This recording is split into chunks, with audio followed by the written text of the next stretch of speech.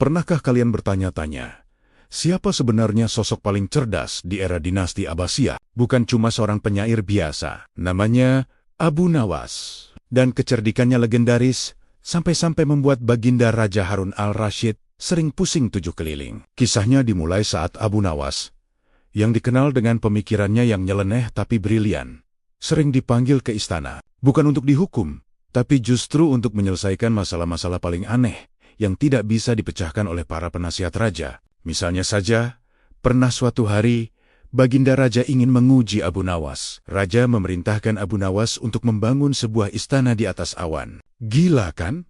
Perintah yang jelas-jelas mustahil. Semua orang di istana menahan tawa, mengira kali ini Abu Nawas pasti akan menyerah dan dihukum. Tapi, disinilah kejeniusan Abu Nawas mulai bersinar.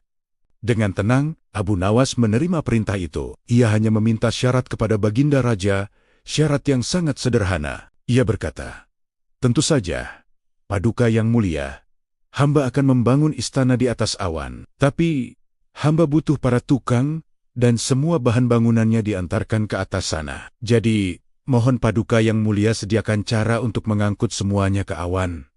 Baginda Raja langsung terdiam. Beliau sadar, Abu Nawas baru saja membalikkan perintah mustahil itu kembali kepadanya. Bagaimana mungkin Raja bisa mengantar material ke awan jika itu memang tidak bisa dilakukan? Akhirnya, dengan tawa yang tertahan, Baginda Raja mengakui kecerdikan Abu Nawas dan memberinya hadiah.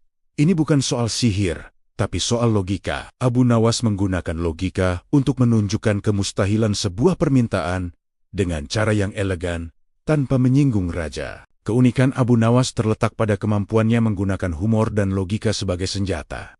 Saat orang lain melihat masalah sebagai jalan buntu, Abu Nawas melihatnya sebagai sebuah teka-teki yang menyenangkan. Ia tidak pernah takut pada kekuasaan, karena ia tahu kecerdasan adalah kekuatan yang sesungguhnya. Cerita-ceritanya bukan sekadar dongeng pengantar tidur, tapi juga pelajaran berharga tentang berpikir kreatif atau out of the box. Ia membuktikan bahwa solusi terbaik seringkali datang dari sudut pandang yang paling tidak terduga. Orang mungkin mengira dia hanya pembual atau orang iseng, tapi sebenarnya setiap tingkah lakunya mengandung filosofi yang dalam. Tapi tunggu dulu.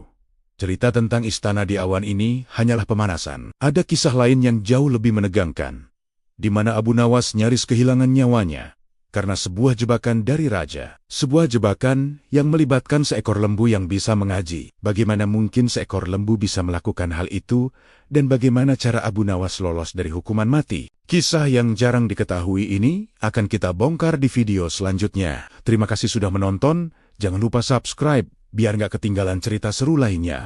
Sampai jumpa.